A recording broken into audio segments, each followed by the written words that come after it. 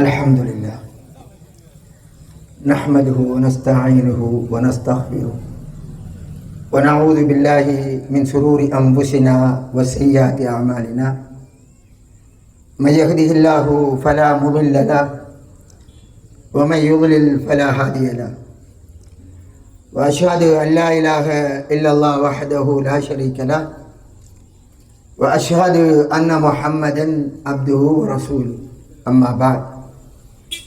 அன்பிற்குரிய இஸ்லாமிய சகோதரர்களே, ஆங்காங்கே வீடுகளில் இருந்து செய்மடுக்கக்கூடிய சகோதரிகளே, நீண்ட நாட்களுக்கு பின், பல வருடங்களின் பின் இந்த பகுதியிலே உங்களோடு சில விடயங்களை பரிமாறிக்கொள்ள விரும்புகின்றேன். குறிப்பாக எங்களை பற்றி பிழையான பொய்யான விமர்சனங்கள் சொல்லப்பட்டு கொண்டிருக்கிறது.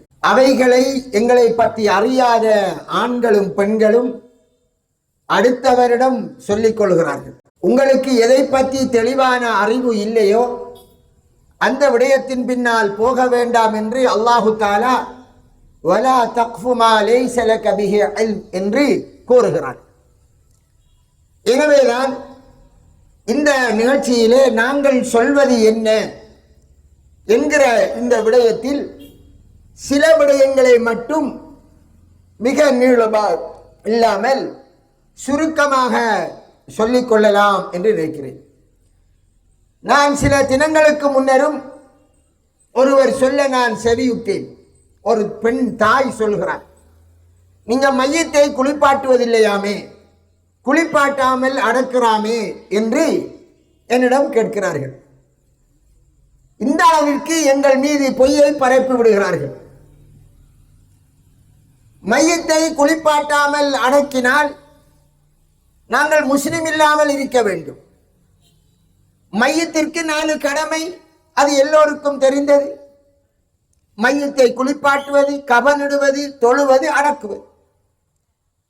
இதை நாங்கள் முறையாக செய்கின்றோம். எந்த முறையில் செய்கின்றோம்? ரசூலுல்லாஹி ஸல்லல்லாஹு அலைஹி வஸல்லம் அவர்கள் காட்டித் தந்த விதத்தில் செய்கின்றோம். ஊர் வழக்கப்படி செய்வது இல்லை. ரசூலுல்லாஹி ஸல்லல்லாஹு அலைஹி வஸல்லம் அவர்கள் நம் அனைவரையும் விட சிறந்தவர், மதிப்புக்குரியவர், மனிதர்களில் மாணிக்கம். அப்படி கொண்ட ரசூலுல்லாஹை அல்லாஹு தஆலா கியாம நாள் வரை உள்ள மக்களுக்கு நேர்வழி காட்ட அனுப்பி இருந்தார். அந்த ரசூலுல்லாஹ் ஸல்லல்லாஹு அலைஹி வஸல்லம் எப்படி ஜனாசாவை குளிப்பாட்டணும் என்று சொன்னார்களோ அந்த முறையை நாங்கள் பின்பற்றுகின்ற போது ஊரிலே இருக்கக்கூடிய சில வழக்குகள் இல்லாமல் இருக்கும். உடனே இந்த குளிப்பாட்டுவதன் மூலமாக பிழைப்பு நடத்தக்கூடிய சிலர், அறியாதவர்கள், பாருங்கள் இவர்களை மையத்தை குளிப்பாட்டாமல் அடக்கிறார் என்று சொல்லிவிடுகிறார்கள். ஒரு நாளும் நாங்கள் குளிப்பாட்டாமல் அடக்குவதில்லை. சுருக்கமாக சொல்கிறேன். இன்னொன்றை சொல்கிறார்கள், இவர்கள் ரசூலுல்லாஹி ஸல்லல்லாஹு அலைஹி வஸல்லம் அவர்களுக்கு ஸலவாத்து செல்லாத கூட்டம் என்று சொல்லிவிடுகிறார்கள். நான் இப்போது பேசுகின்ற போதே ரசூலுல்லாஹி ஸல்லல்லாஹு அலைஹி வஸல்லம் என்று என்ற வாயிலே அடிக்கடி வந்து கொண்டே இருக்கிறது. அதுவே ஸலவாத்தாக இருக்கிறது. அப்ப ஏன் இவ்வாறு கூறுகிறார்கள்? ஸல்லல்லாஹு அலைஹி வஸல்லம் அவர்களுக்கு ஸலவாத்து சொல்ல மாட்டேன் என்று ஒருவன் சொன்னால் அவன் காவிரா போய்த்திருவான். ஏன்? அல் குர்ஆனை அவன் நிராகரித்தவனாக போயிடுவான். அல்லாஹு தஆலா அல் குர்ஆனிலே இன்னல்லாஹ வ மலாயிகத்தஹு யுஸல்லூன அலன் நபி, அல்லாஹ் மலக்குமார்களும் நபிகளாருக்கு ஸலவாத்து சொல்லுகிறார்கள். எனவே மூமின்களே நீங்களும் அவருக்கு ஸலவாத்து சொல்லுங்கள் என்று கூறுகிறார். இது குர்ஆன். எங்களுடைய கொள்கை என்ன? அல் குர்ஆனையும் ஆதாரமான ஹதீஸையும் நபிகளார் ஸல்லல்லாஹு அலைஹி வஸல்லம் அவர்கள் காட்டித் தந்த பிரகாரம் பின்பற்றுவது. எல்லாம் புரிந்து கொள்ள வேண்டும். என்னுடைய பேச்சை மிக நுணுக்கமாக கவனித்துக் கொள்ளுங்கள். அல் குர்ஆனையும் அல் ஹதீஸையும் ரசூலுல்லாஹ் 1400 வருடங்களுக்கு முந்தி எப்படி காட்டி தந்தார்களோ அந்த முறையில் பின்பற்றுவது, இதுதான் எங்களுடைய கொள்கை. நபியலார் ஒரு விதமாக ஒன்றை கற்றுத்தந்திருக்க சொல்லித் தந்தார்கள், சொன்ன விடயத்தை செய்து காட்டியிருப்பார்கள்.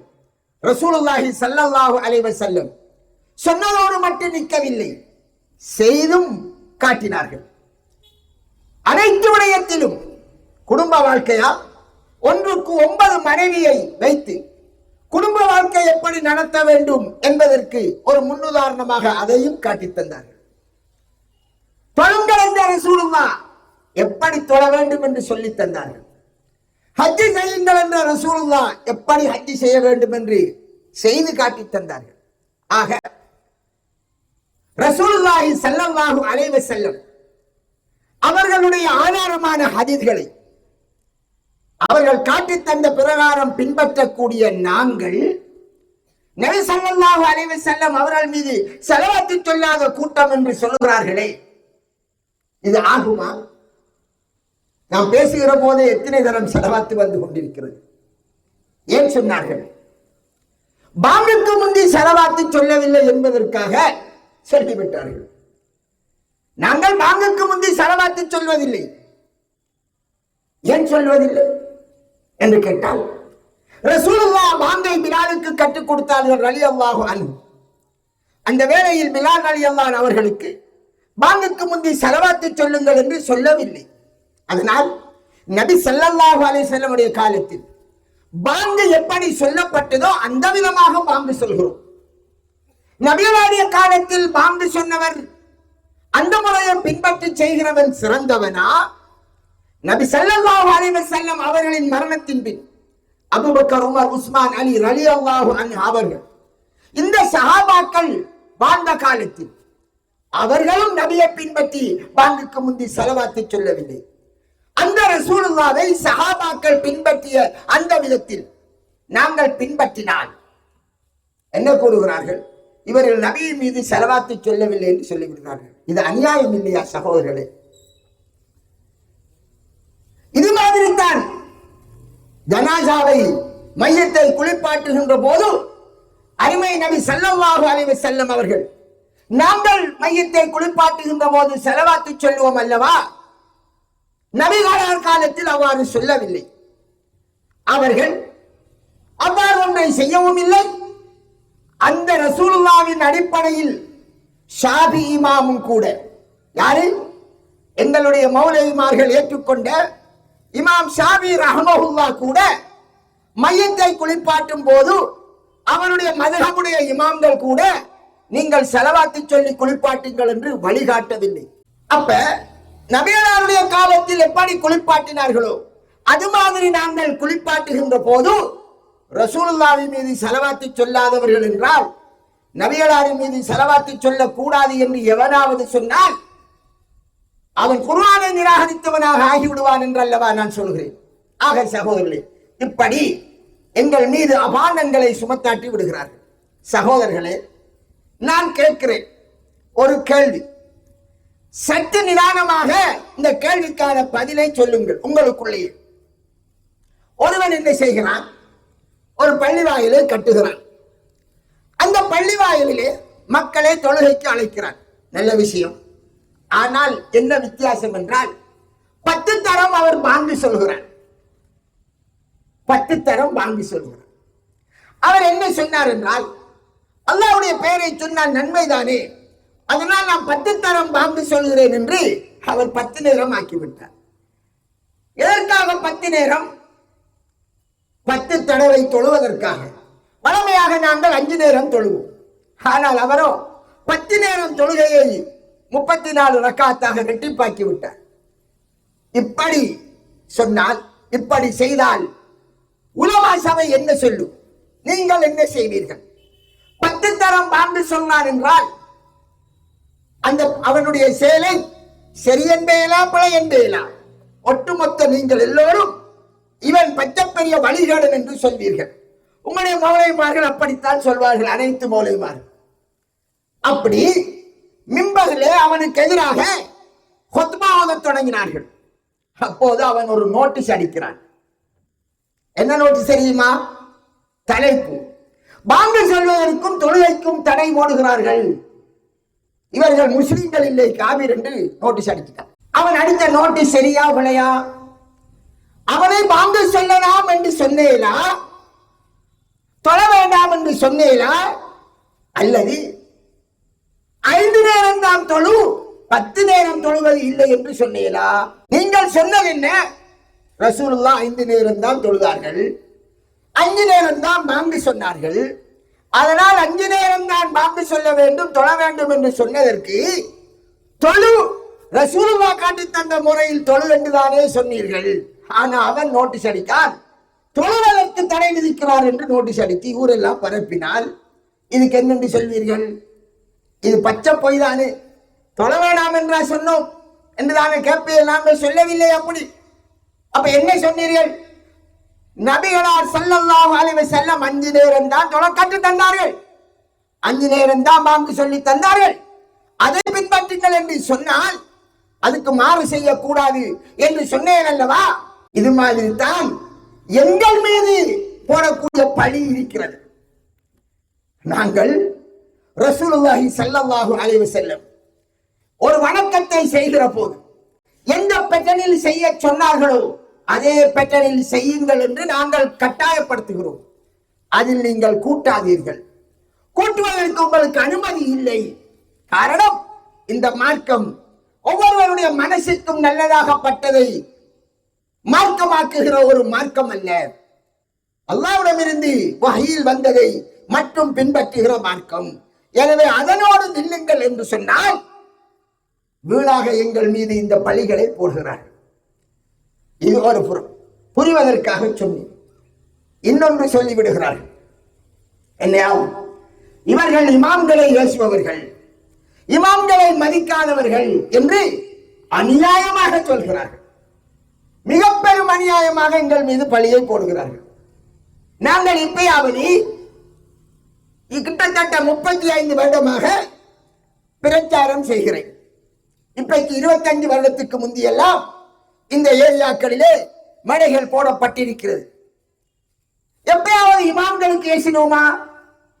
இமாம் ஷாஃபி ரஹ்மஹுல்லாஹ், இமாம் அஹ்மத் ரஹ்மஹுல்லாஹ், இமாம் மாலிக், இமாம் அபு ஹனீஃபா, இமாம் புகாரி, இமாம் முஸ்லிம் ரஹ்மஹுல்லாஹ், நாங்கள் அவருடைய பேரை சொல்கிற போதே அல்லாஹ் அவர்களுக்கு அருள் செய்வானாக என்று அழகாக சொல்கிறோம். ஆனால் எங்கள் மீது பழியை போட்டு இவர்கள் இமாம்களை மதிக்காதவர்கள் என்று சொல்லிவிடுகிறார். அன்புக்குரிய சகோதரர்களே, இதுவும் இப்படித்தான். நாங்கள் சொல்வது என்ன? இமாம்கள், இமாம் புகாரியாக இருக்கட்டும், அனைத்து இமாம்கள் ரஹ்மஹுல்லாஹ், அல்லாஹ் அனைவரையும் புரிந்து கொள்வானாக, அருள் செய்வானாக. இந்த அனைத்து இமாம்களும் அவர்களால் முடியுமான அளவிற்கு மார்க்கத்தை பாதுகாக்க வழிகேடர்கள் உருவான காலத்தில் உண்மையாக ரசூலுல்லாஹ் சொன்னது என்ன என்று இனம் கண்டு அவர்களுக்கு முடியுமானதை அவர்கள் சொன்னார்கள். அவர்களுக்கு முடியுமானது. இமாம்களின் காலம் அது எந்த காலம்? 2ஆம் நூற்றாண்டு, 3ஆம் நூற்றாண்டு, 4ஆம் நூற்றாண்டு. இந்த காலத்தில் வாழ்ந்த இமாம்கள் அவர்கள் என்ன செய்தார்கள்? பொய்யர்களினுடைய பொய்களில் இருந்து, நபிகளாரின் மீது இட்டு கட்டப்பட்ட பொய்களில் இருந்து உண்மையாக ரசூலுல்லாஹ் சென்றவைகளை தேடி புறக்கி எடுத்து தந்திருக்கிறார்கள். தேடி புறக்கி எடுத்து தந்தார்கள். அவர்களுக்கு முடியுமான அளவில் அவர்கள் சொன்னார்கள். என்ன சொன்னார்கள்? நாங்கள் சொன்னதற்கு மாற்றமாக உங்களுக்கு ஆதாரமான ஹதீஸ் கிடைத்தால், என்ன, நாங்கள் சொன்னதற்கு மாற்றமாக உங்களுக்கு ஆதாரமான ஹதீஸ் கிடைத்தால் எங்களுடைய கூற்றை தூக்கி எறிந்து விட்டு ரசூலுல்லாஹ்வுடைய ஹதீஸை பின்பற்றுங்கள் என்று ஷாஃபி, ஹனபி, ஹம்பலி, மாலிக் ரஹ்மஹுல்லாஹ் இந்த 4 இமாம்களும் வசியத் செய்தார்கள். 4 இமாம்கள். அன்புக்குரிய சகோதரர்களே, அவர்களால் முடியுமானதை சொல்லிவிட்டு வசியத் செய்துவிட்டு இந்த பூமியை விட்டு பிரிந்து விட்டார்கள்.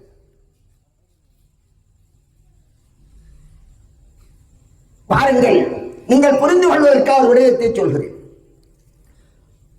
மாலிக் இமாம் ரஹ்மஹுல்லாஹ் அவருடைய பிரதான மாணவன் இமாம் ஷாஃபிஈ ரஹ்மத்துல்லாஹ், அவருடைய மாணவன். ஆனால் மாலிக் இமாம் மதீனாவுடைய பள்ளியிலேயே அவருடைய காலத்தில் மதீனாவுடைய இமாமாக இருந்தார். மதீனா ரசூலுல்லாஹ்வினுடைய பள்ளி, அந்த பள்ளியினுடைய இமாமாக இருந்தார். இமாமுல் மதீனா என்றுதான் அவருக்கு சொல்வது, மதீனாவுடைய இமாம். அவரிடமும் இல்மை கற்ற இமாம் மாலிக் இமாம் ஷாஃபிஈ ரஹ்மத்துல்லாஹ் எல்லா தீர்ப்புகளிலும் மாலிக் இமாம் சொன்ன எல்லா தீர்ப்பையும் எடுக்கவில்லை.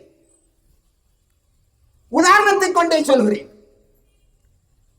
மாலிக் மதுஹபை சேர்ந்தவர்கள் தொழுகையிலே தக்பீரை கட்ட மாட்டார்கள், கையை இப்படியே விடுவார்கள்.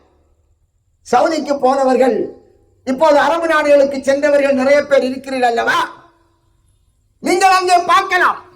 மொரோக்கோ, தூன்ஸ், அல்ஜீரியா, சூடான், முர்தானியா இந்த நாட்டில் இருந்து வருவார்கள்.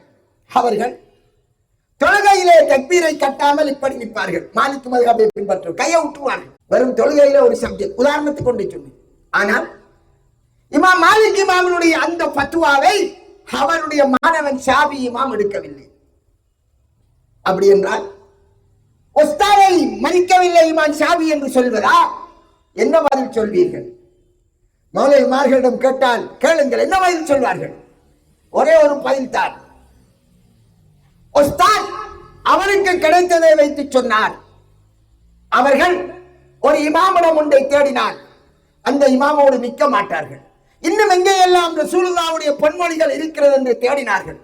தேடின போது இமாம் ஷாஃபிக்கு வேறு ஹதீஸ் கிடைத்தது. ரசூலுல்லாஹ் ஸல்லல்லாஹு அலைஹி வஸல்லம் தக்பீரை கட்டினார்கள் என்ற செய்தி வந்தது. தக்பீரை கட்டினார்கள் என்று வந்ததால் என்ன செய்கிறார்கள்? மாலிக் இமாமுக்கு மாற்றமாக, ஆசிரியருக்கு மாற்றமாக தக்பீரை இமாம் ஷாஃபிஈ ரஹ்மத்துல்லாஹ் கட்டுகிறார்கள். எப்படி? உஸ்தாத் மாணவன். திருப்பி ஷாஃபிஈ இமாமுடைய பிரதானமான மாணவர் தான் யார்? அஹ்மத் இமாம், ஹம்பலி மذஹபுடைய இமாம் என்று சொல்வோம். யாருடைய? ஷாஃபிஈ இமாமுடைய நேரடி பிரதானமான மாணவர் ஷாஃபிஈ இமாம். அவர் சொன்ன எல்லா தீர்ப்புகளையும் அவர் ஏற்கவில்லை. ஏன்? தன்னுடைய ஆசிரியருக்கு கிடைக்காத நிறைய ஹதீஸ்கள் தனக்கு கிடைத்தது. அதனால் அவர் ஒரு தீர்ப்பை கொடுத்தார். என்னது? ஒட்டக இறைச்சியை சாப்பிட்டால் ஒது முடியும். ஆனால் ஷாஃபிஈ மذஹபிலே கிடையாது. ஷாஃபிஈ மذஹபிலே பெண்ணை தொட்டால் ஒது முடியும். ஹம்பலி இமாமிடத்தில் பெண்ணை தொட்டால் ஒது முடியாது. உஸ்தாதுக்கு மாற்றமாக பத்துவா கொடுத்தார். ஏன் கொடுத்தார்கள்? இந்த கேள்வியை கேளுங்கள் உங்களுடைய ஹஸரத்துமாரிடம். என்ன சொல்வார்கள்? அவருக்கு கிடைக்காத ஆதாரம் இவருக்கு கிடைத்தது. இந்த வேளையில் அவர்கள் ஆசிரியர் மாணவராக இருந்தாலும், உலகம் போற்றும் இமாமாக இருந்தாலும், தன் ஆசிரியரை மதிப்பது என்பதற்காக ரசூலுல்லாஹை தூக்கி எறிய இயலாது ஸல்லல்லாஹு அலைஹி வஸல்லம். தன் ஆசான் சொன்னதற்கு மாற்றமாக ரசூலுல்லாஹி ஸல்லல்லாஹு அலைஹி வஸல்லம் அவர்கள் எதை சொன்னார்களோ அதை தூக்கி எறியலுமா? இமாம் ஷாஃபிஈ ரஹ்மத்துல்லாஹ் பெரிசா, ரசூலுல்லாஹ் பெரிசா? இமாம் அபூ ஹனீஃபா பெரிசா, ரசூலுல்லாஹி ஸல்லல்லாஹு அலைஹி வஸல்லம் பெரிசா? யாரை பின்பற்றுமாறு அல்லாஹ் சொன்னான்? ரசூலுல்லாஹ்வை. கபரிலே யாரை பின்பற்றியதாக கேள்வி? ரசூலுல்லாஹ்வை. எனவே அந்த இமாம்கள் என்ன செய்தார்கள்? உலகத்தில் வாழ்ந்த நல்ல இமாம்கள் தாங்கள் நபிமொழியை தேடுகிற போது ஒரு இமாமுக்கு கிடைத்தது இன்னொரு இமாமுக்கு கிடைக்காததால் ரசூலுல்லாஹ் சொன்னதாக ஒரு ஆதாரம் கிடைத்தால் அவர்கள் உடனே நபிமொழியை பின்பற்றினார்கள். ரசூலுல்லாஹி ஸல்லல்லாஹு அலைஹி வஸல்லம் முக்கியத்துவம் கொடுத்தார்கள். தன்னுடைய ஆசானுக்குரிய இடத்தை கொடுத்தார்கள். கண்ணை மூடி பின்பற்றவில்லை. ஏன்? எல்லா ஆசானையும் விட பெரிய ஆசான் ரசூலுல்லாஹி ஸல்லல்லாஹு அலைஹி வஸல்லம் அவர்கள். இப்போது சொல்வீர்களா, இமாம் அஹ்மத் ஷாஃபியை மதிக்கவில்லை, இமாம் ஷாஃபிஈ ரஹ்மத்துல்லாஹ் மாலிக் இமாமை மதிக்கவில்லை என்று சொல்வீர்களா? உலமாக்களே, சொல்ல மாட்டீர்கள். அன்றைக்குரிய சகோதரி, இந்த முரண்பாடு ஏன் வந்தது? அதை கொஞ்சம் தெரிந்து கொள்வதற்காக ஒரு சொட்டு விளக்கம் சொல்வேன். நல்ல முறையில் கேளுங்கள், பிரயோசனப்படுவீர்கள். இஸ்லாமிய வரலாறை அறிந்திருந்தால் எங்களுக்கு தெளிவாக இருக்கும். ரசூலுல்லாஹ்வுடைய காலம் மதீனா நகரத்திலே தான் நபிகளார் இருந்தார்கள். சஹாபாக்களும் அங்கேதான் இருந்தார்கள். அப்பப்போது யுத்தத்திற்கு போவார்கள், வந்து விடுவார்கள். இறுதி காலத்தில் தான் மக்கமா நகரம் நபிகளாருடைய ஆட்சிக்குள் வருகிறது. ரசூலுல்லாஹ் உயிரோடு இருக்கிற போதே ஒரு சில நபித்தோழர்களை வெளியூருக்கு அனுப்பிவிட்டார்கள். உதாரணம், முஆத் இப்னு ஜபல் ரலியல்லாஹு அவர்களை யமனுக்கு அனுப்பிவிட்டார்கள். அனுப்பிவிட்டு என்ன சொல்கிறார்கள்? நீ மீண்டும் வருகிற போது எனது கபரை கடந்து செல்லலாம், அதாவது நாம் மரணிக்கலாம் என்று முன்னறிவிப்பை செய்து விட்டார்கள் ரலியல்லாஹு. சரி, அப்ப நபிகளாரிடம் மார்க்கத்தை படித்தவர்கள் யார்? நபித்தோழர்கள் ரலியல்லாஹு. சரி, அவர்கள் கட்டியாக அங்கே இருந்தார்கள். அந்த நபித்தோழர்களும் 24 மணித்தியாலம் நபிகளாருடைய சபையில எல்லாரும் இருப்பதில்லை. சில சஹாபாக்கள் மட்டும்தான் நபிகளாருடைய சபையில திண்ணை தோழர்களாக இருந்தார்கள். மற்றவர்கள் தொழிலுக்கு போவார்கள், வருவார்கள். ஒரு சஹாபி தொழிலுக்கு போகிறார் என்று வைத்துக் கொள்ளுங்கள். அந்த நேரம் ஒரு நபித்தோழருக்கு ரசூலுல்லாஹ் ஒரு விஷயத்தை சொல்லுகிறார். பள்ளிவாசலில் மக்களிலே சொல்லிவிட்டாரா? தொழிலுக்கு போனவருக்கு அந்த செய்தி தெரியாது. அவர் மீண்டும் வந்து கேட்டாத்தான் தெரியும். எல்லா நபித்தோழர்களுக்கும் எல்லாமே தெரியாது. இதற்கு ஒரு உதாரணம் சொல்லட்டுமா? ரசூலுல்லாஹி ஸல்லல்லாஹு அலைஹி வஸல்லம் மரணித்து விட்டார்கள். இப்போது உமர் ரலியல்லாஹு என்ன சொல்கிறார்கள்? இஸ்லாமிய வரலாறு படித்த OLA படித்த எல்லோருக்கும் தெரியும். ரசூலுல்லாஹ் மரணித்ததாக யாராவது சொன்னால் அவருக்கு மரண தண்டனை என்ற நிலையிலே உமர் ரலியல்லாஹு அவர்கள் நிற்கிறார்கள். ரசூலுல்லாஹ் மரணிக்கவில்லை என்கிறார்கள். யார்? நபிகளாருடைய வாழ்த்து பெற்ற சுவனவாதி என்று சொல்லப்பட்ட அந்த உமர் ரலியல்லாஹு அவர்கள் இப்படி சொல்கிறார்கள். அந்த இடத்திற்கு அபூபக்கர் ரலியல்லாஹு வருகிறார்கள். என்ன சொன்னார்கள்? அவர்கள் ரசூலுல்லாஹ்வுடைய ஸல்லல்லாஹு அலைஹி வஸல்லம் அவர்களுடைய உடம்பை பார்த்து நெற்றியிலே முத்தமிட்டு விட்டு திபுத ஹய்ய வ மய்யிதா, மரணித்த நிலையிலேயும் உயிரோடும் நீங்கள் மனமாக இருக்கிறீர்கள் என்று சொல்லிவிட்டு இங்கே வந்து உமர் ரலியல்லாஹு அவர்கள் மக்களோடு இருக்கிற இடத்துக்கு வந்து சொன்னார்கள், மன் கான யஅபுது முஹம்மதன் ஃபைன்ன முஹம்மதன் கத் மாத் அவ் கமா கால். யார் முஹம்மதை ஸல்லல்லாஹு அலைஹி வஸல்லம் வணங்கிக் கொண்டிருந்தாரோ அவர் மரணித்து விட்டார். யார் அல்லாஹ்வை வணங்கினாரோ அவன் என்று உயிரோடு இருக்கிறான் என்று சொல்லிவிட்டு குர்ஆன் வசனத்தை அதற்கு ஆதாரமாக ஓதி காட்டுகிறார்கள். அதுதான் விடயம். வமா முஹம்மதுன் இல்லா ரசூல் கத் ஹலத் மின் கப்லிஹி ருசுல் அஃப இம்மாத அவ் குதிலம் கலபதும் அலா அல்காபிக்கும். முஹம்மத் ஸல்லல்லாஹு அலைஹி வஸல்லம் அல்லாஹ்வுடைய தூதரை அன்றி வேறு யாரும் இல்லை. இவருக்கு முந்தி நிறைய தூதர்கள் வந்து சென்று விட்டார்கள். எனவே அவர் கொல்லப்பட்டால் அல்லது மரணித்து விட்டால் புதகுரு காட்டி விடுவீர்களா என்று வரக்கூடிய வசனத்தை உமர் ரலியல்லாஹு இருக்கிற சபையிலே ஓதியதும் உமர் ரலியல்லாஹு ஆடி போய் விட்டார்கள். இப்படி ஒரு குர்ஆன் வசனம் இருக்கிறதா? என்ன, இப்படி ஒரு குர்ஆன் வசனம் இருப்பதே யாருக்கு தெரியவில்லை? ரசூலுல்லாஹ் மரணிக்கும் வரை ஸல்லல்லாஹு அலைஹி வஸல்லம் உமர் ரலியல்லாஹு அவர்களுக்கு தெரியாது. குர்ஆன் வசனமே தெரியவில்லை. அன்பிற்குரிய சகோதரி, அதுக்கு பிறகுதான் அவர் அமைதி பெற்றார். எல்லா சஹாபாக்களும் எல்லாத்தையும் எடுத்துக்கொள்ளவில்லை. இப்படி இருக்க ரசூலுல்லாஹ் மரணித்ததன் பின் இஸ்லாத்தை பரப்புவதற்காக சஹாபாக்கள் ஒவ்வொரு நாடுக்கும் அனுப்பப்படுகிறார்கள். ஆப்பிரிக்கா கண்டத்தின் உச்சியிலே இருக்கக்கூடிய எகிப்துக்கு போகிறார்கள். ரோமர்கள் ஆட்சி செய்த சிரியாவிற்கு போகிறார்கள். பாரசீகர்கள் ஆட்சி செய்த ஈரானுக்கு போகிறார்கள். இப்படி சஹாபாக்கள் மதீனாவிலே இருந்த நபித்தோழர்கள் கலைந்து விட்டார்கள். இப்போது ரசூலுல்லாஹ் போதித்த குர்ஆன் எல்லோருக்கும் கிடைத்து விட்டது, தொகுக்கப்பட்டு விட்டது. ஆனால் நபிமொழிகள் தொகுக்கப்படாத காலம். அவைகள் சஹாபாக்களினுடைய வாயிலே தான் இருந்தது. எல்லா சஹாபாக்களுக்கும் எல்லா நபிமொழியும் தெரியாத காலம். என்றாலும் தெரிந்ததை கொண்டு செயற்பட்டார்கள். ஒருவர் தெரியாததை அடுத்தவருக்கு கற்றுக் கொடுத்தார்கள். இப்போது இருக்கக்கூடிய நவீன தொழில்நுட்பம் இல்லாத காலம். எங்களுக்கு அடுத்த விரைவிலே ஒன்று நடந்தால் தெரியாமல் இருக்கும். அப்படித்தான் நாம் பிரிக்கும். அவர்கள் பல ஆயிரம் கிலோமீட்டர் தாண்டி போகிறார்கள். அங்கேயே சில சஹாபாக்கள் மரணம் வரை வாழ்ந்து மரணித்து விட்டார்கள். அதனால் அவர்களிடம் இருந்த நபிமொழிகள் அவர்கள் போன இடங்களிலே பரவி விட்டது. நபிமொழி ரசூலுல்லாஹ்விடம் எடுத்த அந்த மாணிக்கங்கள், அந்த பொன்மொழிகள் போன இடங்களிலே பரவி கிடக்கிறது. இப்போது சஹாபாக்களை அடுத்து தாபியீன்கள் காலம், அடுத்து தபா தாபியீன்கள் காலம். இமாம் மாலிக் ரஹ்மத்துல்லாஹ் மதீனாவில் இருக்கிறார். அவர் அதிகமான பிரதேசங்களுக்கு பிரயாணம் போகவில்லை. அவர் மதீனாவிலேயே தங்கியவர்.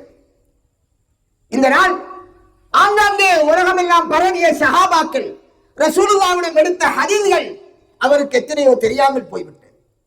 ஷாஃபி இமாம் டமஸ்கஸை சேர்ந்தவர், அவருக்கு பின்னால் வந்தவர். அவர் கற்றுக்கொண்டு ஆங்காங்கே வருகிறார். அவர் இன்னும் தேடினார். இமாம் அஹமத் இன்னும் தேடினார். தேடுவதற்காக என்ன செய்தார்கள்? நாம் கடையில போய் சூப்பர் மார்க்கெட்ல போனால் அங்கே தேவையான உணவுப் பொருள் எல்லாம் இருக்கும், அதை வாங்கி வருவோம். அல்ல தேவையான சாமான் இருக்கும் என்று வாங்குற மாதிரி ஒட்டுமொத்தமாக ரசூலுல்லாஹ் போதித்த மார்க்கம் எங்கேயும் கிடைக்கவில்லை, எந்த புத்தகமும் இல்லை, குர்ஆன் மட்டும் இருந்தது.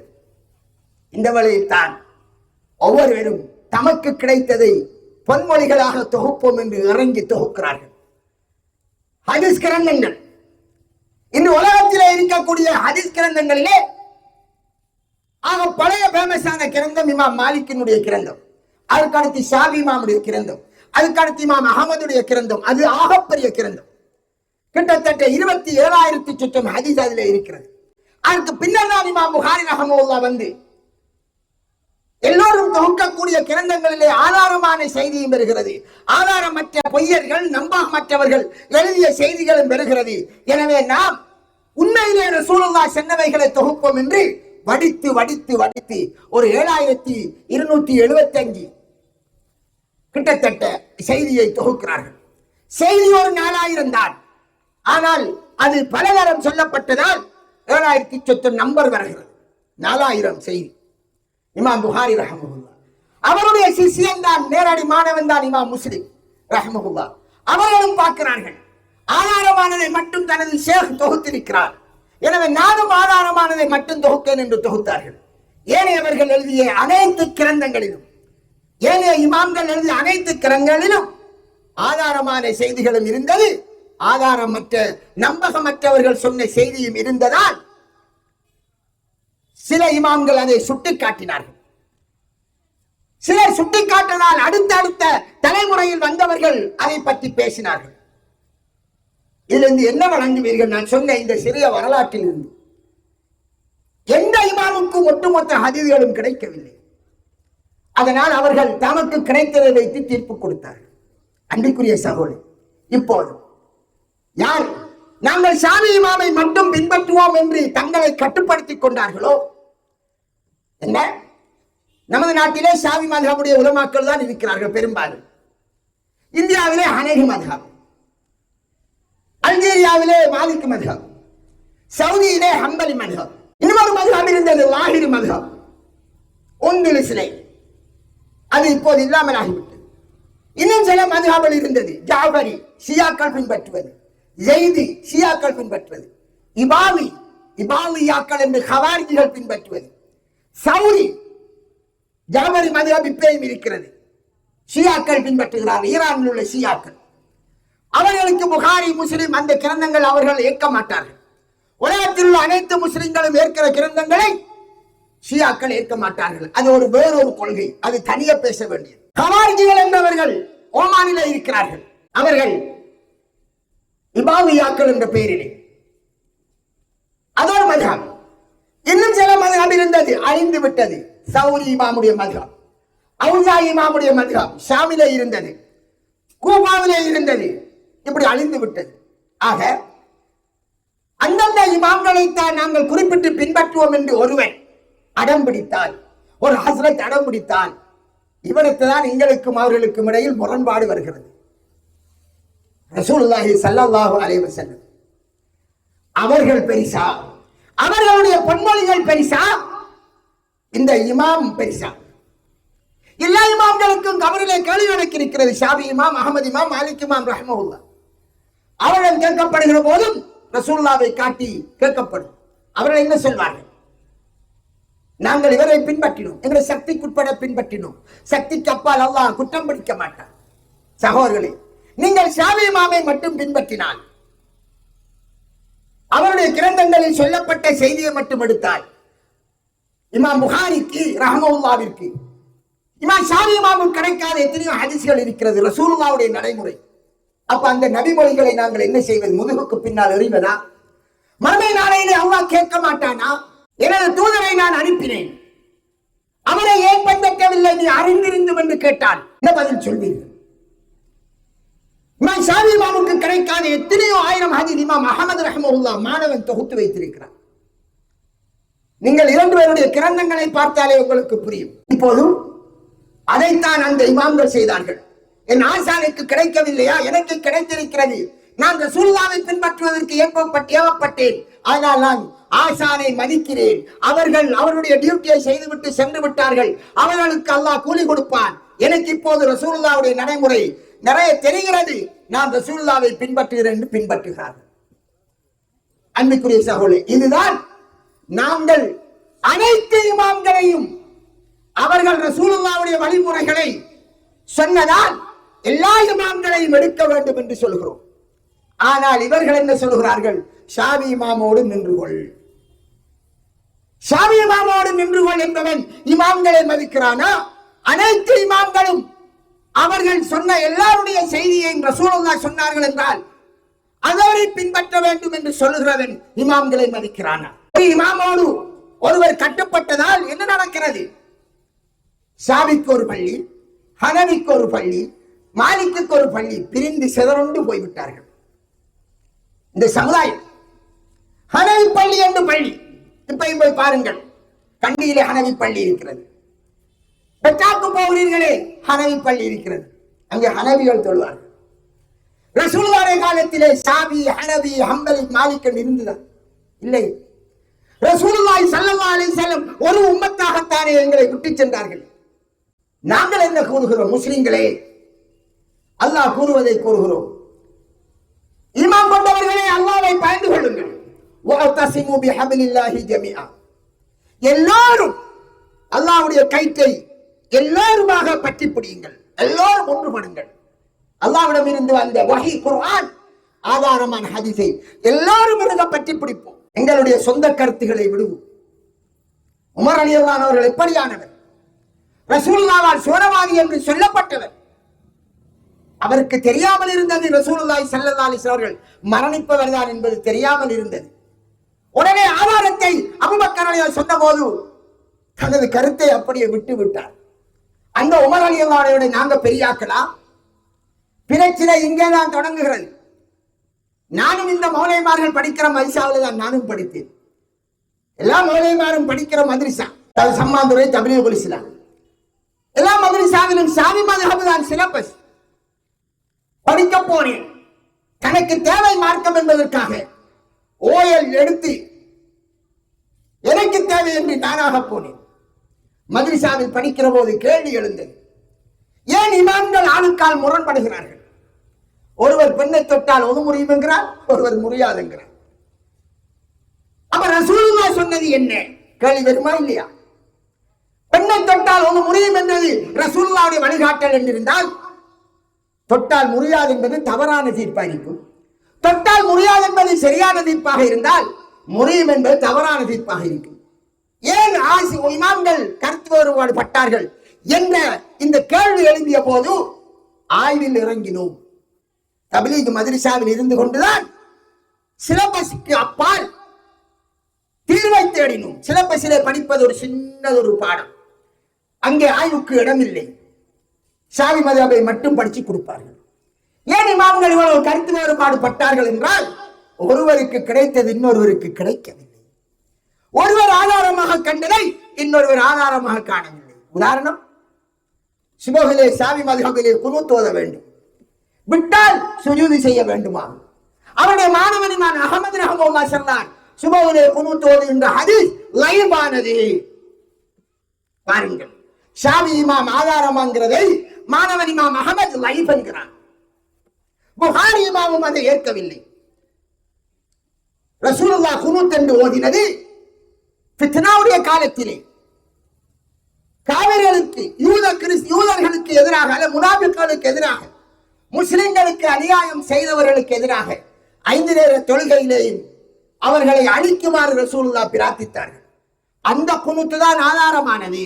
சுபகுலே மட்டும் ஓதுவது ஆதாரமானது இல்லை என்பதை இமாம் அஹமது ரஹ்மத்துல்லாஹ் முன்வைத்தார். ஆனால் இமாம் ஷாஃபியோ அதை நம்பினார். சகோதரர்களே, அப்ப இதில் எது சரி ஆய்வு செய்யணுமா இல்லையா? ரசூலுல்லாஹ்வை பின்பற்றுமாறு அல்லவா அல்லாஹ் சொல்லிவிட்டார். கொல் நபியை சொல்லுங்கள், இன் குன்தும் துஹிப்பூனல்லாஹ், நீங்கள் அல்லாஹ்வை நேசித்தால் யாரை? ரப்பை, அவனுடைய நேசம் கிடைக்க வேண்டும் என்று ஆசைப்பட்டால் ஃபத்தபிஊனி, என்னை பின்பற்றுங்கள் என்று நபியை சொல்லுங்கள் என்று அல்லாஹ் குர்ஆனிலே சொன்னார். அப்போதுதான் யுஹிப்புக்குமுல்லாஹ், அல்லாஹ் உங்களை நேசிப்பார். அல்லாஹ்வுடைய நேசம் வேணுமா? ரசூலுல்லாஹி ஸல்லல்லாஹு அலைஹி வஸல்லம் அவர்களை தான் பின்பற்ற. எனவே நான் எது சரி என்று தேடத் தொடங்குகிறோம். எந்த விடயத்திலும் எங்கு பார்த்தாலும் சர்ச்சைகள். தொழுகையிலே தக்பீர் கட்டத்திலிருந்து சர்ச்சை. ஹனை மதபுக்காரர்கள் தொப்புளுக்கு கீழே கட்டுகிறார்கள், சாய் மதபுக்காரர்கள் தொப்புளுக்கு மேலே கட்டுகிறார்கள். அகலே ஹதீஸ்கள் ஒரு சாரார் நெஞ்சிலே கட்டுகிறார்கள், மாலிக் மதுஹபாக்கள் கீழே விடுகிறார்கள். எல்லாம் சரியா அல்லது ரசூலுல்லாஹ் செய்தது ஒன்றுதான் சரி என்றால் மற்றது என்ன? ஆமாம், சில விடயங்கள் 2 வழியும் இருந்திருக்கிறது. பல விடயங்கள் நம்பகமற்றவர்கள் கதைப்பதால் வந்தது. பொய்யர்கள் தோன்றினார்கள் அல்லவா, இஸ்லாத்தை அழிப்பதற்காக ஒரு சாரார் முஸ்லிம் என்ற பெயரிலே உள்ளே நுழைந்தார்கள். நபியுடைய பெயரிலே நிறைய பொய்களை இட்டு கட்டினார்கள். இன்னும் ஒரு பக்கம் மக்கள் பாவத்திலே மூழ்கி கிடக்கிறார்கள், அதை பார்க்கிறார்கள். இமாம்களுடைய காலத்தில் இல்மை தேடுகிறவர்கள் கொஞ்சம் இப்பைந்தான், எல்லாரும் உலகத்திலே மூழ்கத் தொடங்கி விட்டார்கள். அதனால் அந்த மக்களை, பேராசை பிடித்தவர்களை இஸ்லாத்தின் பக்கம் ஆகரத்தின் பக்கம் இணைப்பதற்காக, ஆர்வம் ஊட்டுவதற்காக அவர்களை கையாண்ட ஒரு முறைதான் ரசூலுல்லாஹ்வுடைய பெயரிலே இன்ன கிரியை செஞ்சால் இன்ன நன்மை கிடைக்கும் என்று ஹதீஸ்களை இட்டு கட்டினார்கள். பல ஆயிரம் பொய்யான செய்திகள் வந்தது, பல லட்சம் வந்தது. பொய்யான செய்திகள் பரவியது, சுயநலத்துக்காக பரப்பினார்கள். ஆனால் முரண்பாடே வந்துவிட்டது. இப்ப நான் சொன்னதானே என்னுடைய பேச்சின் ஆரம்பத்திலே என்ன சொன்னேன்? நாங்கள் குளிப்பாட்டணும் என்று சொல்றோம், ஆனால் எங்களை வைத்து கதை கட்டி கதைக்கிறார்கள். இவர்கள் மையத்தை குளிப்பாட்டார்கள் என்று கதைக்கிறார்கள் அல்லவா, அதை எத்தனை பேர் நம்பி இருக்கிறார்கள் அல்லவா? இப்படித்தான் ரசூலுல்லாஹி ஸல்லல்லாஹு அலைஹி வஸல்லம் சொல்லாத லட்சக்கணக்கான விஷயத்தை இஸ்லாத்தின் பெயரில் அவுட்டு விட்டார்கள், பொய்கள் பரவி விட்டது. ஆனால் ஒருவர் நம்பகமானது என்று எண்ணியதை அடுத்தவர் நம்பகமற்றது என்று எண்ணினார். கணக்க தேவையில்லை, உங்களுக்கு பெரிய உதாரணம் தேவையில்லை. சகோதரர்களே, ஒரு சின்ன உதாரணத்தை சொல்கிறேன். நீங்கள் ஒருவரோடு பழகுகிறீர்கள், பல காலம் பழகுகிறீர்கள்.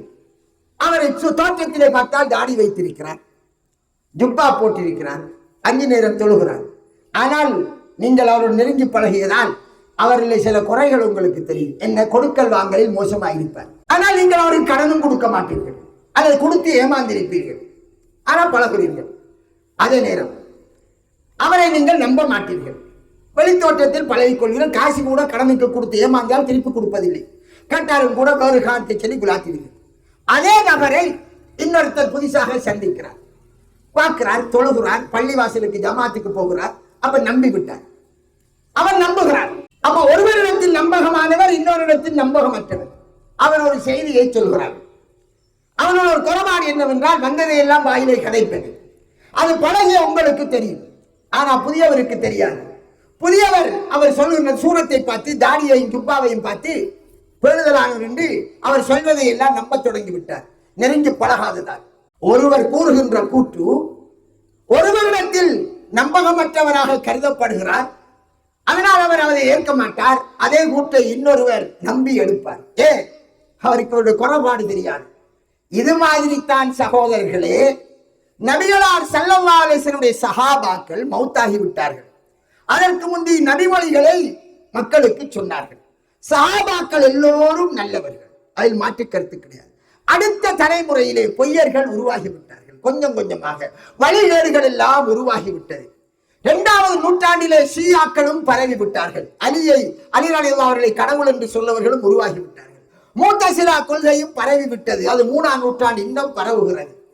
இன்னொரு பக்கம் ஹவாரிஜிகள் உருவாகிவிட்டார்கள், கதிரியாக்கள் உருவாகிவிட்டார்கள், முர்ஜியாக்கள் உருவாகிவிட்டார்கள், நாசிபீன்கள் உருவாகிவிட்டார்கள். எல்லாரிடத்திலும் அல்லாஹ் இருக்கிறான் என்று சொன்ன ஜஹ்மியாக்கள் உருவாகிவிட்டார்கள். பொய்யர்கள் உருவாகிறார்கள், வழிகேடுகள் உருவாகிவிட்டது.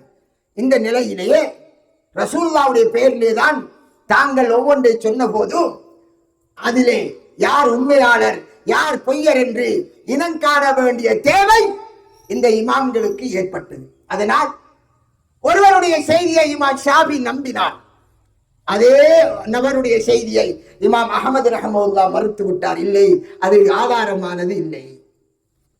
காரணம், சுபகிலே மட்டும் குனூத்தோதனும் என்று அறிவிக்கக்கூடிய அந்த ஹதீஸினுடைய அறிவிப்பாளர்களே வரக்கூடியவர் சுபவுக்கு மட்டுமென்று வார அந்த அறிவிப்பாளர்களே விமர்சனம் இருக்கிறது, நம்பகமற்றவர் என்று அதை தட்டி விடுகிறார். சகோதரர்களே, இதுதான் இமாம்களுக்கிடையில் கருத்து வேறுபாடு ஏற்பட்ட காரணங்கள். அதனால் எங்களுடைய கடமை என்ன சொன்னார்கள் அந்த இமாம்கள்?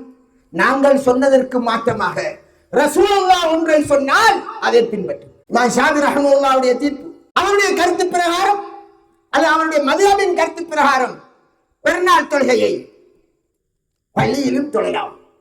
ஆனால் ரசூலுல்லாஹுடைய கட்டளை மைதானத்தில் திறந்த கடலிலே தொழுமாறு கட்டளை இடுகிறார்கள். புகாரியிலே அந்த ஹதீஸ் வருகிறது. அது ரசூலுல்லாஹ்வுடைய கட்டளை. நபிகளார் தனது வரலாற்றிலே அவர்கள் ஒருபோதும் பள்ளி வாயில் பெருநாள் தொழுகையை தொழவில்லை. அதிலும் குறிப்பாக என்ன சொன்னார்கள்?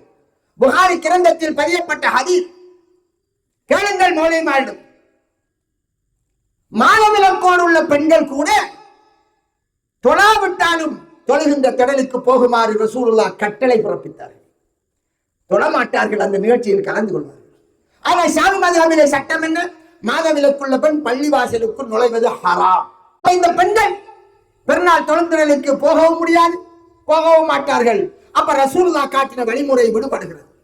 இப்போது அல்லாஹ் கேட்பான், ரசூலுல்லாஹி ஸல்லல்லாஹு அலைஹி வஸல்லம் அவர்களை ஏன் புறக்கணித்தீர்கள் என்று கேட்டால் என்ன பதில் சொல்வீர்கள்? ஆனால் சகோதரர்களே, நாங்கள் எல்லா இமாம்களும் யாரெல்லாம் வாழ்ந்தார்களோ அவர்கள் அனைவரையும் மதிக்கிறோம். அவர்களுடைய ஆய்வுகளுக்கு அல்லாஹ் கூலி கொடுப்பான் நிச்சயம். ஆனால் அவர்கள் சொன்னதற்கு புறம்பாக ரசூலுல்லாஹ் சொன்ன ஆதாரமான ஹதீஸ் கிடைத்தால் அதை நாங்கள் கட்டாயம் பின்பற்றியாகணும். அதுதான் உண்மையாக ரசூலுல்லாஹ்வை நேசிப்பதின் அடையாளம். அதைத்தான் அல்லாஹ் அல் குர்ஆனிலும் சொல்கிறார். அன்புக்குரிய சகோதரர்களே, வேற என்ன சொல்கிறார்கள்? எங்களுக்கு சொல்கிறார்கள் இவர்கள் அவுலியாக்களை மதிப்பதில்லை என்று சொல்வார்கள். எவ்வளவு பெரிய பச்சப்பு! இவர்கள் அவுலியாக்களை மதிக்காத கூட்டம் என்பார்கள். அவுலியாக்களை மதிக்கவில்லை என்றால் குர்ஆனை நிராகரித்தவன் ஆகிவிடுவார். அல்லாஹ்வே குர்ஆனிலே அவனுடைய நேசர்களை புகழ்ந்து சொல்கிறான். அலா இன்ன அவுலியா அல்லாஹி லா ஹவுஃபுன் அலைஹிம் வலா ஹும் யஹ்ஸனூன்.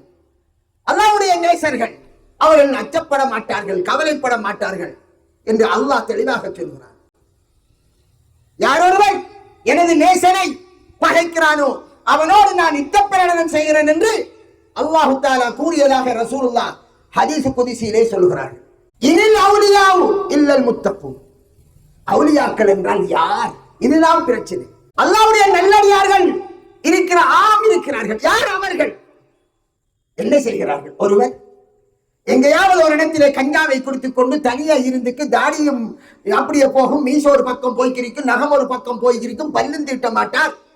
அவர் இருந்தால் எங்கேயாவது தனியை பொண்டாட்டி பிள்ளையை விட்டு விட்டு இருந்தால் அவரை நாங்கள் அவுலியா என்று சொல்கிறோம். அப்படி அவுலியா இருக்காரா என்றால் கிடையாது. ரசூலுல்லாஹி ஸல்லல்லாஹு அலைஹி வஸல்லம் அவர்கள் எதை அவுலியாக்களின் அடையாளமாக சொன்னார்களோ, குர்ஆன் சொல்கிறதோ, அவர்கள் தான் உண்மையான அவுலியா. அவருடைய பண்பு என்ன? அல்லாஹ் என்ன சொல்கிறான்? அவுலியாக்கள் என்பவர்கள் யார் தெரியுமா? முத்தகூன், அல்லாஹ்வை பயந்தவர்கள், ஹராம் ஹலால் பேணி நடப்பவர்கள். ஹராம் ஹலால் பேணி நடப்பவர்கள், அல்லாஹ்விற்கு 100% கட்டுப்பட்டவர்கள். நாங்கள் என்ன செய்கிறோம்? யாரை அவுலியா? ஒருத்தர் தொழ மாட்டார், ஊட்ட உடுப்போடு ரோட்டில் உலாத்துவார், எதையாவது வாயிலே முணுமுணுத்து கிரிப்பார். ஒரு நாளும் பள்ளிவாசலுக்கு ஜமாத்துக்கு வர மாட்டார். அவரை நாங்கள் அவுலியா என்று அவர் மரணித்தால் பள்ளிவாசல் அடக்க நினைப்போம். சகோதரர், ஒரு ஹதீஸை மட்டும் சுருக்கமாக சொல்கிறேன். 3 நபித்தோழர்கள் வருகிறார்கள். ஆயிஷா ரலியல்லாஹு அன்ஹாவிடம் ரசூலுல்லாஹ்வுடைய வணக்கத்தை பற்றி கேட்கிறார்கள். ஆயிஷா ரலியல்லாஹு அன்ஹாவும் சொன்னார்கள். அந்த 3 பேரும் கேட்டுவிட்டு சொன்னார்கள், நான் இரவெல்லாம் நின்று வணங்கப் போகிறேன் என்று ஒருவர், இன்னொருவர் பகலெல்லாம் நோன்பு முடிக்கப் போகிறேன், இன்னொருவர் மனைவிகளை விட்டு நான் தனியே ஒதுங்க போகிற வணக்கத்திற்கு என்றார்கள். இந்த செய்தியை ரசூலுல்லாஹ்விடம் சொல்லப்பட்ட போது அவர்களை அழைத்து, நீங்க தானா இப்படி சொன்னவர்கள் என்று ரசூலுல்லாஹ் கேட்டுவிட்டு என்ன சொன்னார்கள் தெரியுமா? இரவெல்லாம் நின்று வணங்க போனவர்களுக்கு என்ன சொன்னார் தெரியுமா ரசூலுல்லாஹ்? மனைவி எல்லாம் விட்டு விட்டு வணக்கத்திலே மொத்தமாக திளைக்க போகிறவருக்கு என்ன சொன்னார்கள் தெரியுமா? நான் உங்களை விட அல்லாஹ்வை பயந்தவன், நான் உங்களை விட அல்லாஹ்வை அறிந்தவன். முஸ்லிம் கிரந்தத்திலே இந்த ஹதீஸ் இருக்கிறது பாருங்கள். நான் மனைவியோடு இருக்கிறேன், நான் இரவையில் தூங்குகிறேன், வணங்குகிறேன், பகலையில் நோன்பு பிடிக்கிறேன், பிடிக்காமல் இருக்கிறேன்.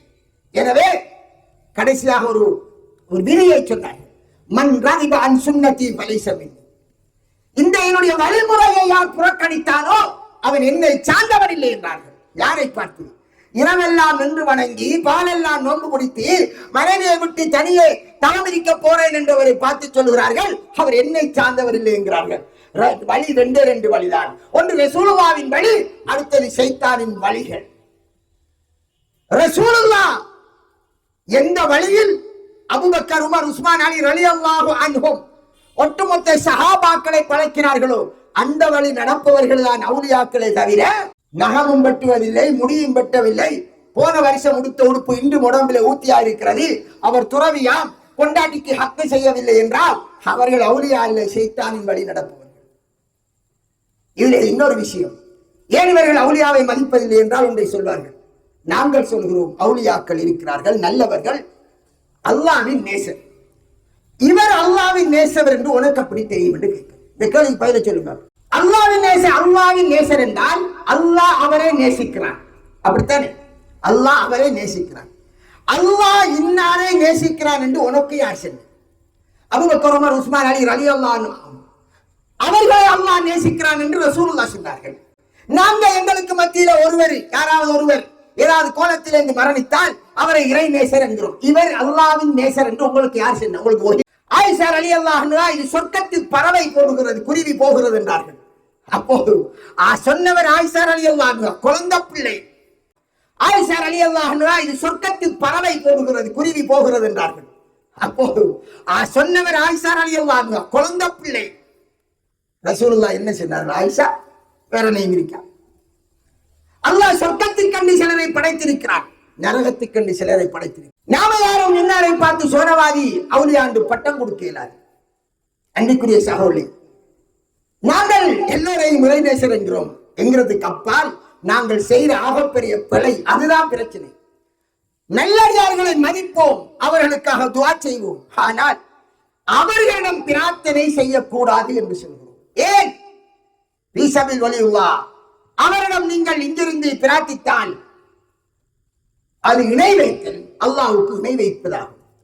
உங்களுக்கு ஒரு கஷ்டம் வருகிறது, யா முஹிதீன் எங்கே? யா முஹிதீன், அவர் எங்க இருக்கார்? பகதாதிலே, ஈராக்கிலே அடக்கப்பட்டிருக்கார். என்னுடைய மக்கள் எண்ணுகிறார்கள், யா முஹிதீன் என்றால் அவருக்கு கேட்டுடுமா, அவர் வந்து எங்களுக்கு உரை சொல்வாராம், எங்களை காப்பாற்றுவாராம். இது இணை வைத்தல். ஏன்? பிரார்த்தனை என்பது வணக்கம் என்று ரசூலுல்லாஹ் சொன்னார்கள். நீங்கள் கலிமா சொல்லி இருக்கிறீர்கள் அல்லவா, வணக்கத்துக்கு தகுதியானவன் அல்லாஹ் மட்டும்தான், அவனுக்கு இணை இல்லை என்று சொல்லி இருக்கிறீர்கள் அல்லவா. அப்படி இருக்க பிரார்த்தனை என்பது வணக்கம் என்று இருந்தால் நீங்கள் எப்படி மொய்தீன் அப்துல் காதர் ஜீலானியை அழைப்பீர்கள்? அவர் நல்ல மனிதர் என்றால் அவரும் அல்லாஹ்வும் பார்த்துக்குவார். அவரிடம் பிரார்த்தித்தால் இது இணை வைத்தல் என்று சொல்கிறோம். நீங்கள் நல்லா புரிந்து கொள்ளுங்கள் சகோதரர்களே. கிறிஸ்தவர்கள் இருக்கிறார்கள். ஈசா அலைஹிஸ்ஸலாம் ஒரு நபி, அவர் வானத்திலே இன்னும் உயிரோடு இருக்கிறார். மொய்தீன் அப்துல் காதர் ஜீலானி கூட ரஹ்மத்துல்லாஹ் அவர் மரணித்து விட்டார். கிறிஸ்தவர்கள் ஜீசஸே, இயேசுநாதரே என்று பிரார்த்திக்கிறார்கள். அல்லாஹ் அவர்களுக்கு கொடுக்கிற பத்துவா என்ன? குர்ஆனிலே அவர்கள் நரகவாதிகள், அவர்கள் இணை வைக்கிறார்கள். ஈசா அலைஹிஸ்ஸலாம் அவர்கள் நபி, அந்த நபியிடம் பிரார்த்திப்பவரே நரகவாதி என்றால் அவர் உயிரோடு இருக்கிறார். நாங்கள் இறந்து போன நல்லடியாரை இங்கிருந்து கூப்பிடுகிறோம், அவருக்கு கேட்கும் என்று கதை சொல்கிறார். அவ்வளவும் பச்சை பொய். அப்துல் காதர் ஜீலானி ரஹ்மத்துல்லாஹ் அப்படி சொல்லவில்லை. அந்த மனிதர் மீது ஆயிரக்கணக்கான பொய்களை இட்டு கட்டிவிட்டார். எப்படி ஈசா அலைஹிஸ்ஸலாம் அவர் காட்டின அற்புதங்களை நம்பி பின்னால வந்தவர்கள் அவரை கடவுளாக்கினார்களோ, கடவுளின் குமாரன் ஆக்கினார்களோ, அதே மாதிரி தான் அப்துல் காதர் ஜீலானி ரஹ்மத்துல்லாஹ் இன்னொரு அந்த நல்லடியார்களை கடவுள் ஸ்தானத்துக்கு வைத்து பிரார்த்திக்கிறார்கள். இது ஷிர்க். அல்லாஹ்வுக்கு இணை வைக்கிறீர்கள். நீங்கள் அல்லாஹ்விடம் கேட்பதற்கு யாரும் தேவையில்லை என்று சொல்கிறோம். அல்லாஹ்விடம் நேரடியாக கேளுங்கள் என்கிறோம். மௌலைமார்கள் என்ன சொல்லிக் கொடுக்கிறார்கள்? என்ன சொல்கிறார்கள்? ஒரு ஜட்ஜிடம் பேசுவதென்றால் ஒரு லோயரை பிடிச்சித்தானே பேசணும் என்கிறார்கள். அன்றைக்குரிய சகோதரர்களே, ஜட்ஜிடம் பேசணும் என்றால் லோயரை பிடிச்சுத்தான் பேசணும் என்கிறது அது ஒரு பக்கம் இருக்க, அல்லாஹ்விடம் கேட்பதற்கு லோயர் வேணுமா? நீ செய்தது, செய்து கொண்டிருக்கிறது, செய்ய போற எல்லாமே அறிந்தவன் இல்லையா? உங்களுக்கு புரியறதுக்காக 2 உதாரணத்தை சொல்லு. நீங்க எல்லாரும் இப்ப இஷா தொழுவீர்கள். இஷா தொழுகையிலே தக்பீர் கட்டி துஆ கேட்கிறீர்கள். சூரத்துல் ஃபாத்திஹா நீங்கள் கட்டாயம் ஓதியாகணும். என்ன சொல்லேன்? இய்யாக நஅபுது வ இய்யாக நஸ்தஈன். அல்லாஹ்விடம் நேரடியாக கேட்கிறீர்கள். உன்னையே வணங்குகிறோம், உன்னிடமே உதவி தேடுகிறோம் என்று அல்லாஹ்விடம் நேரடியாக அல்லவா நீங்கள் பேசுகிறீர்கள் தொழுகையிலே. ஒருவன் ஒரு நாளைக்கு 17 ரக்காத்து, அந்த 17 தடவை அல்லாஹ் உன்னிடம் நேரடியாக நான் உதவி கேட்கிறேன் என்கிற கருத்தில் உள்ள அந்த வசனத்தை ஓதுவது கட்டாய கடமை. நேரடியாகத்தானே தொழுகையில் அல்லாஹ்விடம் கேட்கும். அந்த அவுலியாவோட பொருட்டாளியா கேட்கும். தொழுகையிலே அல்லாஹ்வோடு பேசுறது நேரடியா. உன்னையே யாருக்கும் கருத்து தெரியும். அப்ப தொழுகையை அல்லாஹ்வுடன் நேரடியாக கதைப்பதை கட்டாயமாக்கி வைத்திருக்கிறார். ஆனால் இங்கே என்ன சொல்லிக் கொடுக்கிறார்கள்? அல்லாஹ்வுடன் நேரடியா கேட்டால் நாம கேட்கலுமா? நாம பாவிகள் இல்லையா? அதுக்குத்தான் ஒரு அவுலியாவை பிடிச்சி போறோம். அப்ப பாவி வேறையா தொழு? சூரத்துல் ஃபாத்திஹா ஓதுற இல்லையா? எல்லாரும் பாவிதானே. அப்ப சூரத்துல் ஃபாத்திஹா தொழுகிற பிள்ளையா பேசிருமே. எல்லாத்துல நேரடியா தானே கேட்க வருது. தொழுகிற கடைசி முடிவிலே நீங்க துஆ கேட்கையிலே அல்லாஹும்ம இன்னி அஊதுபிக்க மின் அஸாபி ஜஹன்னம், நரகத்திலிருந்து காப்பாத்தியா அல்லாஹ், நேரடியா தானே வாப்பா கேட்கிறீர்கள். அதுக்குத்தானே தொழுகை. அவ்வளவு பெரிய முட்டாள்தனமான வாதம் எங்களுக்கு சொல்லி தருகிறார்கள். அவுலியாவின் ஊடாகத்தான் கேட்கலாமா? ஏனென்றால் நாங்க பாவிகளா? கடைசியாக ஒன்றை சொல்லி முடிக்கிறேன் அன்னைக்குரிய சகோதரர்களே. இன்னொரு விடயம் சொல்வார்கள், நாங்கள் பாவிகள் நல்லடியாரின் ஊடாகத்தான் கேட்கணுமா? அப்படியா? நாம ஸலவாத்து சொல்லணும் இல்லையா? ஸலவாத், அல்லாஹும்ம ஸல்லி அலா முஹம்மத். என்ன கருத்து? இந்த ஸலவாத்துடைய கருத்து என்ன? யா அல்லாஹ், முஹம்மத் ஸல்லல்லாஹு அலைஹி வஸல்லம் அவர்களுக்கு நீ அருள் புரிவாயாக. யார்? ஸலவாத் என்றாலே அதன் கருத்து துஆ செய்வது. யார் யாருக்கு செய்வது? நான் ஒரு அடியான், பாவியான அடியான், அல்லாஹ்விடம் பிரார்த்திக்கிறேன். அல்லாஹும்ம யா அல்லாஹ் ஸல்லி அலா முஹம்மத். முஹம்மது யார்? ஸல்லல்லாஹு அலைஹி வஸல்லம், மனிதர்களின் மாணிக்கம், உச்சமானவர், மறுமையிலங்களுக்கு சபாத்து செய்ய போறவர்.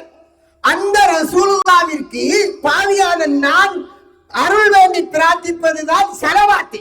கீழ்நிலையில் உள்ளவர் ஆக உச்சியில் உள்ளவருக்கு பிரார்த்திப்பதை அல்லாஹ் மார்க்கமாக்குகிறான். இவர்கள் சொல்லிக் கொடுக்கிறார்கள், நாம பாவிகள் அல்லாஹ்விடம் கேட்க இயலுமா? அதனால நல்லடியாரை பிடித்தான் கேட்கணும் என்றால் நாம் ஒருத்தரும் ஸலவாத்தை ஓதின. சரி, பாங்குக்கு துஆ ஓதுறேன் இல்லையா? பாங்குக்கு துஆ ஓதுறேன் இல்லையா? அல்லாஹும்ம ரப்ப ஹாதி தாவத்தி தாமா வஸ்ஸலாத்தில் காயிமாண்டி. அதிலே நீங்கள் ஒவ்வொருவரும் மோதுறீர்கள். ஹஜ்ரத் மோதுறார், மோதினு மோதுறார், ஷேக் மோதுறார், செய்யது மோதுறார். எந்த சேவை சொல்லிக் கொடுப்பாரோ, நாங்க பாவிகள், நீங்கள் பாவிகள், அவுலியாவை பிடிச்சுதான் கேட்கணும் என்று சொல்லி எத்தனையோ சேகண்ட பேர்ல காசுகளை சுருட்டுகிறார்கள். இப்பதான் யூடியூப் சேனல் எல்லாம் பெறுகிறது. பாங்கில என்ன வருகிறது? ஆத்தி, யா அல்லாஹ் நீ கொடுப்பாயாக. எதை? முஹம்மதனில் வசீலா, முஹம்மது ஸல்லல்லாஹு அலைஹி வஸல்லம் அவர்களுக்கு வசீலாவை கொடுப்பாயாக. வபாசு மகாமம் மஹ்மூதன் இல்லதி வத்தா, நீ வாக்களிக்க புகழப்பட்ட அந்த இடத்திலே யா அல்லாஹ் முஹம்மது நபி ஸல்லல்லாஹு அலைஹி வஸல்லம் அவர்களை எழுப்புவாயாக என்று நபிக்காக இந்த உலகத்தில் இருக்கக்கூடிய 200 கோடி முஸ்லிம்களும் உச்சமமானவருக்காக துஆ செய்கிறோம். என்ன வழங்குகிறது? யார் யாருக்காக பிரார்த்திக்கும்? அல்லாஹ்விடம் நாம நபிக்காக பிரார்த்திக்கும். இது என்ன சொல்லுது? அல்லாஹ்விடம் எல்லாரையும் நேரடியாக கேட்கலாம், அங்க இடையில தரகர் தேவையில்லை என்று அழகாக சொல்லி இருக்க, என்னையோ சொல்லி தந்தி கடைசியாக அவுலியாக்கள் என்ற பெயரிலே அவர்களுடைய இடத்திலே கபரை கட்டி, ரசூலுல்லாஹ் கபரை கட்டக்கூடாது என்று சொன்ன ஹதீஸை எத்தனையோ ஹதீஸ் கிரந்தங்களில் பார்க்கலாம். அவனத்திலே போய் கபரை கட்டினார்கள். அவர்கிட்ட விளக்கேற்றுகிறார்கள். அங்கே அடக்கப்பட்டவிடம் அவருடைய கபரை தொட்டு கொஞ்சுகிறார்கள். அவரிடம் போய் நோய்க்கு சுகம் கிடைக்கும் என்று பிரார்த்திக்கிறார்கள். ரசூலுல்லாஹ் எச்சரித்தார்கள் இல்லையா? என்ன சொன்னார்கள்? முன்பந்த சமுதாயத்தில் உள்ளவர்கள் புகாரி கிரந்தத்தில் வரக்கூடிய ஹதீஸ், பெரிய பள்ளியிலே ஓதக்கூடிய புகாரி கிரந்தத்தில், சின்ன பள்ளியிலே ஓதக்கூடிய முஹர்ரம் மாதமால் வாசிக்கக்கூடிய முஸ்லிம் கிரந்தத்தில் வரக்கூடிய ஹதீஸ், முன்பந்த சமுதாயத்தினர் யூத கிறிஸ்தவ சமுதாயம் செய்த அந்த வேலையை நீங்கள் செய்யாதீர்கள் என்பதற்காக ரசூலுல்லாஹ் மரணிப்பதற்கு முன்னரே வசியத் செய்தார்கள். அவர்கள் என்ன செய்தார்கள்? அவர்களிலே ஒரு நல்ல மனிதர் மரணித்தால் அவர் அடக்கப்பட்ட இடத்திலே பள்ளி வாயிலை எழுப்புவார்கள். அவருடைய உருவத்தையும் செய்து வைத்துள்ளார்கள். இவர்கள் தான் உலாயிக்க ஷிராருல் ஹல்கி இன்தல்லாஹி யௌமல் கியாமah. இவர்கள் தான் மறுமை நாளையில் அல்லாஹ்விடத்தில் படைப்பினத்திலே மகா கெட்டவர்கள் என்று ரசூலுல்லாஹி ஸல்லல்லாஹு அலைஹி வஸல்லம் சொன்ன ஹதீஸை ஹஸரத் மாரியே நீங்கள் புகாரி கிரந்தத்தில் பார்த்திருக்கிறீர்களே, ஏன் இன்னும் சொல்லாமல் இருக்கிறீர்கள்? அல்லாஹ்வை பயந்து கொள்ளுங்கள், அல்லாஹ்வை பயந்து கொள்ளுங்கள். வழக்கத்திற்காக வாசிப்பதற்கு அல்ல, உண்மைகளை உண்மையாக எடுத்துச் சொல்லுங்கள். நீங்கள் எடுத்துச் சொல்லாதனால் பாவம் இந்த பாமர மக்கள் அல்லாஹ்விடம் கேட்பதற்கு பதிலாக மண்ணறையிலே தலையை வைத்து சுஜூது செய்கிறார்கள், பிள்ளைகளை கேட்கிறார்கள். எத்தனையோ பேர் அவுலியா அவுலியா என்று பிள்ளை கேட்கிறார்கள், அவருக்கே பிள்ளை இல்லை. ஆக சகோதரர்களை, ரசூலுல்லாஹ் எச்சரித்தபடியும் ஒரு பள்ளி வாயிலிலே கபரை வைக்க கூடாது, அதை எடுக்க வேண்டும் என்பதுதான் ஒட்டுமொத்த இமாம்களின் பத்துவா. ஷாஃபி, ஹனபி, ஹம்பல், மாலிக் என்று உலகத்தில் வாழ்ந்த இமாம்கள் எல்லோரும் பள்ளி வாயில் ஒன்று இருந்தால் அங்கே கபரை கொண்டு போய் வைக்க கூடாது, அது பிழை என்பதுதான் பத்துவா. ஆனால் என்ன செய்து விட்டார்கள்? அறிவியினர்கள் பிழையான வழிகாட்டிகளால் இந்த சமுதாயத்தில் வழிகேடுகள் நிரம்பி வழிந்து விட்டது. அதனால் சகோதரர்களே, நாங்கள் அவுலியாக்களை மதிக்கிறோம், வழிமார்கள் இருக்கிறார்கள். ஆனால் நீ ஒரு வழி நீ ஒரு வழி என்று யாரையும் செல்ல இயலாது, ரசூலுல்லாஹ் அவுலியா என்று சொன்னவர்களை தவிர. அவர்களை மதிப்பதற்காக அவர்களிடம் பிரார்த்தனை செய்யக்கூடாது. அல்லாஹ்வுக்கு செய்ய வேண்டிய நேர்ச்சை, அந்த நேர்ச்சையை என்ன செய்கிறார்கள்? கலெக்ட் பண்ணுகிறார்களே. சின்ன மௌலானா வலியுல்லாவின் பெயரில் உங்கள் காணிக்கைகளை, உப்பை, அரிசை, தேங்காயை, கோழியை, மானை தாருங்கள் என்று கலெக்ட் பண்ணார்களே. மக்கள் நேர்ச்சை என்பது வணக்கம், அது அல்லாஹ்வுக்கு செய்ய வேண்டிய வணக்கம், அதை செய்ய இயலாது. அவர்களுடைய பெயரிலே பலியிட இயலாது. இன்னா ஆதைனா கல் கௌசர் ஃபஸல்லி லிரப்பிக வன்ஹர். நீங்கள் அறிந்த சூரத். உன் ரப்புக்காக தொழு, உன் ரப்புக்காக அறுத்து பலியிடு. அறுத்து பலியிடுவது அவுலியாக்களின் பெயரில் அல்ல, அல்லாஹ்வின் பெயரில். ஆனால் நாங்கள் என்ன செய்கிறோம்? அவுலியாக்களுக்கு நேர்ச்சை செய்த காணிக்கைகள் என்று நேர்ச்சை என்ற வணக்கத்தை அவுலியாக்களுக்கு செய்ய தோன்றுகிறோம். ஷிர்கான காரியம் இதுதான், இணை வைத்தல். நீங்கள் அல்லாஹ்வை தவிர வேறு யாருக்கும் வணக்கம் செய்ய மாட்டேன் என்று நீங்கள் சொன்னதுதான் முஸ்லிம் என்பதின் அடையாளம். அந்த அடையாளத்தை உடைக்காதீர்கள், உங்கள் ஈமானை பாதுகாத்துக் கொள்ளுங்கள். நாங்கள் என்ன கூறுகிறோம் என்பதில் தெளிவு பெறுங்கள். அநியாயமாக நாங்கள் சொல்லாததை சொன்னதென்று எவர்கள் சொன்னார்களோ அவருடைய பேச்சை நம்பாதீர்கள். சந்தேகம் இருந்தால் எங்களிடம் தெளிவாக கேளுங்கள், உங்களுக்கு விளக்கம் தருகிறோம். எங்களுடைய பயான்கள் தொடர்ந்தும், என்னுடைய பயான் அன்சார் தப்லீகி என்ற யூடியூபிலே, பேஸ்புக்கிலே, வெப்சைட் miansar.com நூற்றுக்கணக்கான பயான்கள் இருக்கிறது. நான் என்ன சொல்கிறேன் என்று இவைகளை எல்லாம் கேளுங்கள், எடுங்கள், புரிந்து கொள்ளுங்கள், இஸ்லாத்தில் தெளிவு பெறுங்கள் என்று கூறி முடித்துக் கொள்கிறேன். கடைசியாக இன்னொன்று, அதை சொல்ல வேண்டும், டைம் இல்லை. அன்புக்குரிய சகோதரர்களே, நாங்கள் சீதனம் என்ற மாபெரிய கொடுமையில் இருக்கிறோம். அந்த கொடுமை, ஒருவன் கல்யாணம் முடித்தால், கல்யாணம் முடிப்பது என்றால் ரசூலுல்லாஹ் காட்டி தந்த முறை, ஒரு ஆண் வீடு கட்டி பெண்ணை தன் இடத்துக்கு எடுக்க வேண்டும்.